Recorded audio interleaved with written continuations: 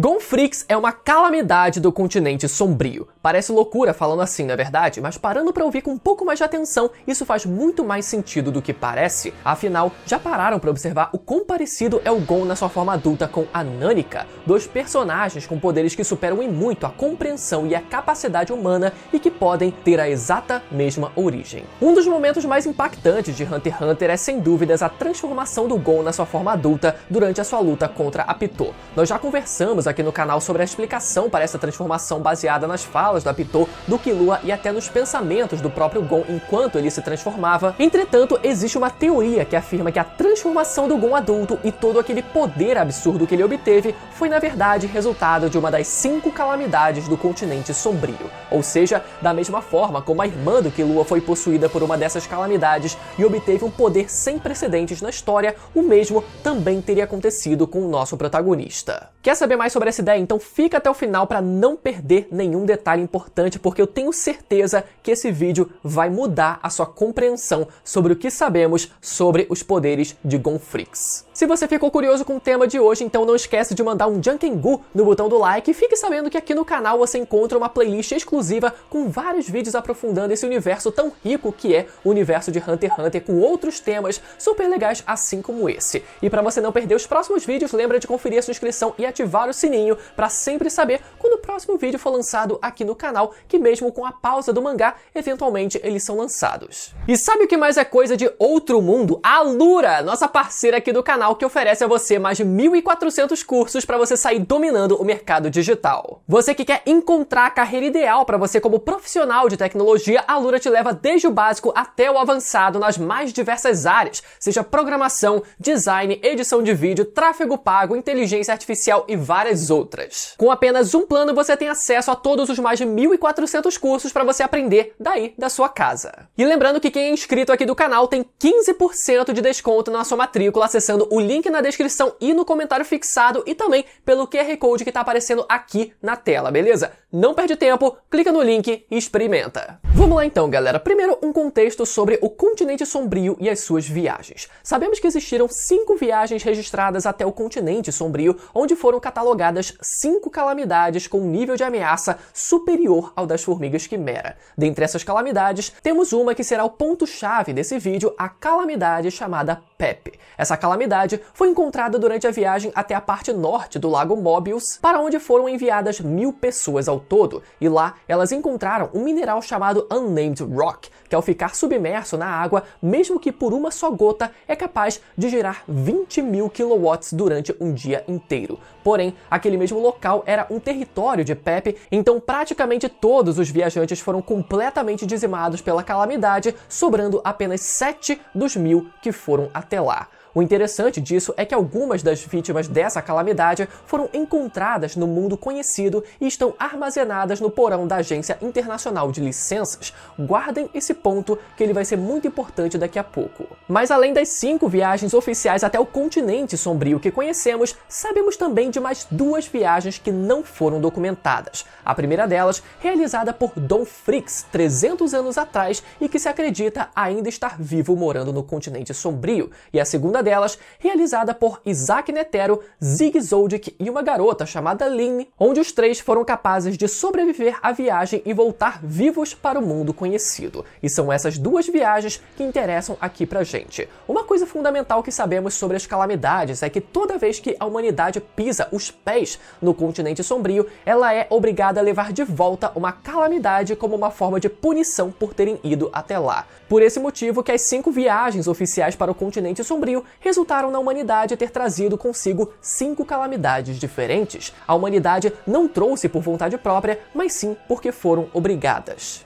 Então, considerando que as 5 viagens oficiais resultaram na vinda de 5 calamidades do continente sombrio, é natural imaginar que as outras 2 viagens não oficiais também tenham resultado nisso. E é aqui que precisamos lembrar da Nanika. Como sabemos, ela é uma entidade do continente sombrio e uma das 5 calamidades, a chamada Calamidade Ai. Nunca nunca tivemos uma explicação clara de como a Luca foi possuída, entre aspas, pela Nânica, mas o mais provável é que isso tenha acontecido por causa da viagem de Zig Zoldyck junto de Netero ao continente sombrio, onde o Zoldyck de alguma forma trouxe a calamidade para o mundo conhecido e com isso a calamidade possuiu a sua descendente. E a exata mesma coisa pode muito bem ter acontecido com o antepassado do Gon, Don Fricks, que viajou para o continente sombrio 300 anos atrás. A origem do Gon e onde ou como ele nasceu ainda é um mistério. A senhorita Mito disse que Jin simplesmente apareceu com o Gon em um belo dia na Ilha Baleia, entregou a criança para ela e foi comprar cigarro. Inclusive a mãe biológica do Gon ainda é um mistério total. Então ainda existe muita coisa a ser revelada sobre o passado do protagonista. Mas uma coisa a gente pode ter certeza: o fato de Don Fricks ter ido até o continente sombrio fez com que ele fosse obrigado a trazer de volta uma das calamidades como uma forma de punição.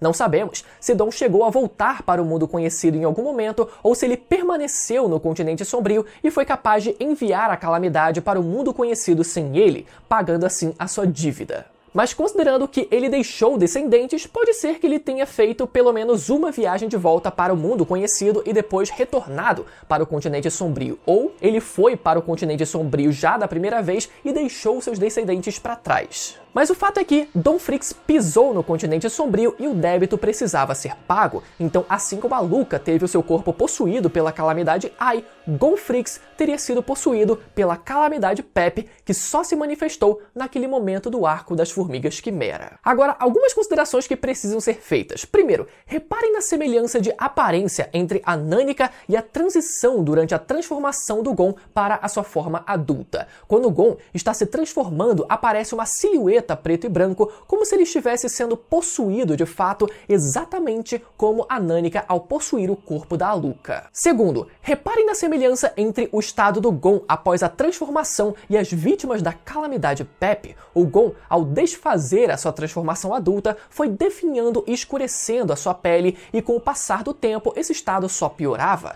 Da mesma forma, no capítulo em que as 5 calamidades foram apresentadas, vemos que as vítimas dessa calamidade Pepe também definharam por completo, como se elas tivessem sido completamente sugadas. Lembrando que a calamidade Pepe junto da calamidade Ai, a que possuiu o corpo da Luca, foram as únicas que tiveram as suas vítimas encontradas no mundo conhecido, o que estabelece uma certa peculiaridade para essas duas calamidades em específico. Claro que aqui vocês podem argumentar que o Netero também ficou dessa exata mesma forma ao esgotar por completo o seu Nen, e que isso foi apenas uma consequência natural por parte da ação do próprio Gon Fricks, e realmente pode ter sido, mas vamos para os próximos pontos. Calma, segura aí que ainda tem muito mais coisa. Terceiro ponto, a calamidade Pepe é descrita durante o capítulo que apresenta as 5 calamidades como uma troca entre a vida e o prazer, dando a entender que a calamidade retira a vida de sua vítima em troca de fornecer a ela um prazer sem igual. E se observarmos a transformação do Gon adulto,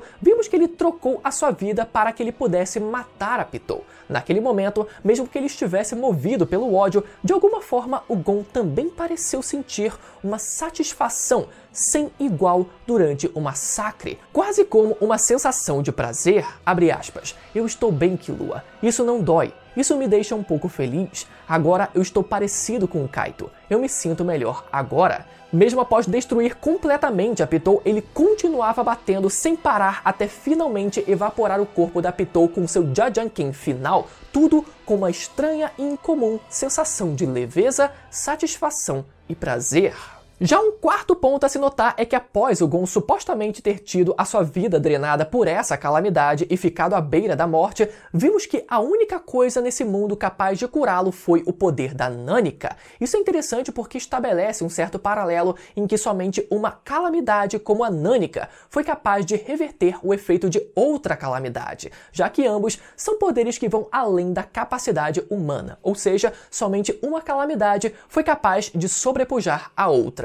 Já um possível contraponto a essa ideia seria o fato de vários personagens sempre associarem a transformação do Gon a um contrato de Nen, seja a Pitou, o Killua ou o Jin, mas isso não necessariamente refuta essa tese pelo seguinte motivo. Durante a última exposição de Nen do Togashi, descobrimos que o poder da Nânica é oriundo de uma habilidade de Nen do tipo especialista, ou seja, se o poder da calamidade Ai, que possui o corpo da Luca, é baseado numa habilidade de Nen, então a gente pode deduzir deduzir que o poder absurdo das outras calamidades também seja um resultado de uma habilidade de Nen. Dessa forma, então, podemos deduzir que a calamidade Pep utiliza de contratos de Nen com suas vítimas ao oferecer um prazer sem igual em troca da vida das suas vítimas, sendo Gon o exemplo perfeito disso. E aqui vocês podem dizer que se esse fosse o caso, o Jin ele saberia diferenciar uma coisa da outra, mas por mais que o Jin ele seja um Hunter muito experiente de fato, ele não parece ter viajado para o continente sombrio antes, então isso abre uma possibilidade dele não saber tudo sobre o funcionamento das calamidades existentes lá. Agora, quando voltamos à imagem que conhecemos dessa calamidade, podemos ver certos fios drenando a vida de suas vítimas. Isso até poderia ser um contraponto a essa ideia, já que nunca vimos esses fios presos ao Gon em nenhum momento, mas pode muito bem ser que tanto esses fios quanto a própria calamidade sejam invisíveis em determinadas circunstâncias. Na verdade, nem sequer sabemos se essa calamidade possui um corpo físico, já que não vimos a sua verdadeira aparência. Mas aqui, vale lembrar das bestas guardiãs dos príncipes de Kakin, que são um tipo de besta de Nen parasita que se acredita terem sido originadas no continente sombrio e também são criaturas invisíveis, tudo muito parecido com a calamidade em questão aqui, uma criatura invisível originada do continente sombrio que possui habilidades de Nen do tipo parasitária. Nesse caso, a calamidade Pep seria capaz de injetar Nen nas suas vítimas e depois drenar a vida delas por completo. E vale lembrar também como no fim do dia apenas 3 personagens mostraram poderes e potenciais muito além da capacidade humana. Nânica, possuída pela calamidade vinda do continente sombrio, Meruem, uma formiga quimera originada do continente sombrio, e Gon adulto, que em tese também teria acessado o poder de uma calamidade do continente sombrio. Também vale mencionar como essa calamidade Pep foi classificada como tendo um nível de periculosidade de nível A, exatamente o mesmo nível de periculosidade da calamidade Ai, enquanto as formigas quimera, por exemplo, possuem um nível de periculosidade de nível B, sendo inferior a essas duas calamidades. E se essa teoria estiver correta, podemos ver na prática o quão superior foi o efeito dessa calamidade a favor do Gon na sua luta contra a Pitou, comprovando assim o fato dessa calamidade possuir um nível de ameaça superior à das formigas quimera. Afinal, o Gon ele destroçou uma delas. E indo ainda mais fundo, essa calamidade Pep foi classificada como tendo um nível de ferocidade de nível A. E bom, eu não sei vocês, mas o Gon ele me pareceu bastante feroz naquele momento. Outro ponto de dúvida que também pode surgir é se o Gon chegou a ser possuído de fato ou não naquele momento. Como sabemos, quando a Luca é possuída pela calamidade Ai, ela perde a capacidade de se comunicar, exceto pela palavra Ai, como uma forma de concordância. Mas por outro lado, o Gon, na sua forma adulta, continuou sendo capaz de se comunicar normalmente, indicando que ele não chegou a ser possuído em nenhum momento. E isso pode muito bem ser explicado pelo simples fato de que cada calamidade funciona de uma forma diferente. Enquanto a calamidade Ai de fato possui o corpo da sua vítima, não necessariamente a calamidade Pep funciona dessa exata mesma forma. Mas talvez o maior ponto de dúvida dessa história toda é como e quando o Gon teria sido possuído pela calamidade Pep. A principal hipótese que eu levantei teria sido através do Don Fricks, que sabemos que foi até o continente sombrio 300 anos atrás e parece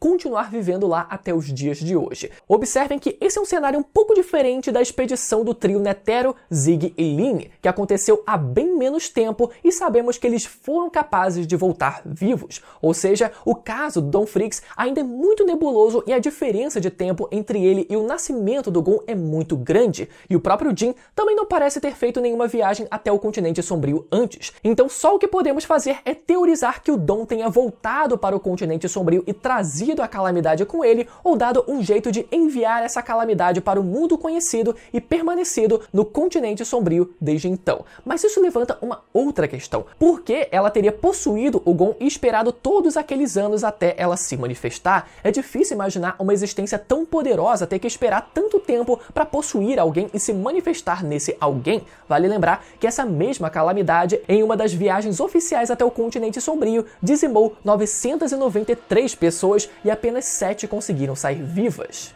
Talvez a resposta que a gente possa dar para isso é que essas calamidades exploram a ganância dos seres humanos. Observem, a Nânica só realizou todas aquelas vítimas por causa da ganância daqueles que realizavam desejos cada vez maiores a ela, e talvez o Pepe age de forma parecida, explorando a ganância pelo prazer dos seres humanos, resultando nesse número enorme de vítimas. Mas como o Gon sempre foi um garoto muito simples, esse seria o motivo para a calamidade ter levado tanto tempo para agir, porque o único momento em que essa ganância pelo prazer e satisfação extrema por parte do Gon veio à tona foi contra a Pitou.